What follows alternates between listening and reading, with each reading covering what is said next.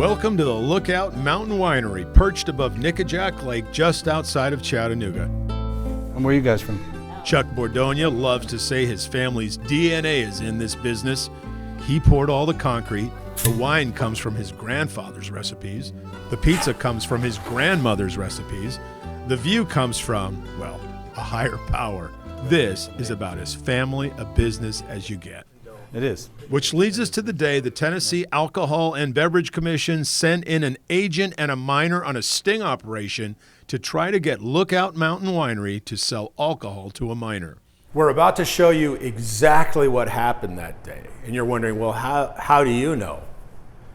Well, a lot of times in a court case, you have two versions of a story, right? You have the ABC's version of what happened. You have the Bordonia's version of what happened. Not in this case.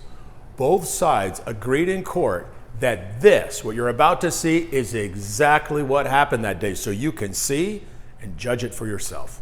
An ABC agent walks in and asks about red wine. A teenager is standing behind her. He never speaks. And I told her her total, how much it was, and she agreed to it. So I went over to the bookcase to grab the bottle, which is right here. That's our Italian trio. Then I walked back to the other side of the counter to grab a bag. This is where we seal our wines. I put her in the bag for her. Then I went back to my register to get her tickets.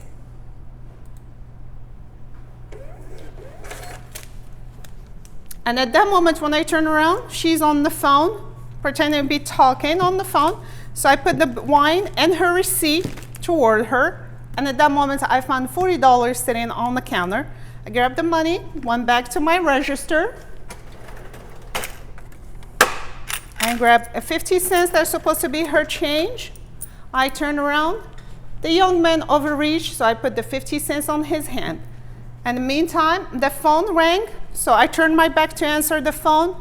I didn't see them when they were leaving. Minutes later, another ABC agent walks into Lookout Winery and hands the Bordonias a $5,000 citation for selling wine to a minor, even though the minor had no interaction with Mrs. Bordonia. Mrs. Bordonia couldn't believe it. What customer? She didn't even know what he looked like. I can even tell you because I never looked in his face. He had the hat, he has actually glasses.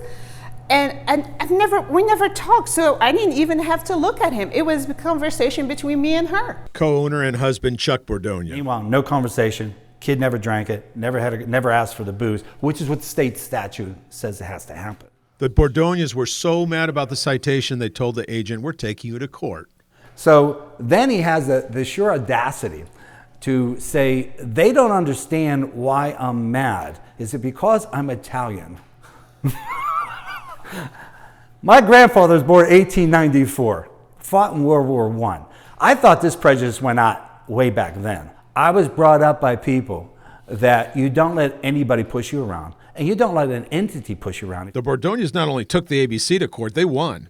The judge called it a ruse, quote, designed to trick, mislead, encourage, or confuse the employee. The judge said the ABC actually violated the law with this tactic. Yet the Bordonias' big win is expensive. They spent $40,000 out of retirement accounts fighting the government and are still waiting to see if the ABC will have to pay them back.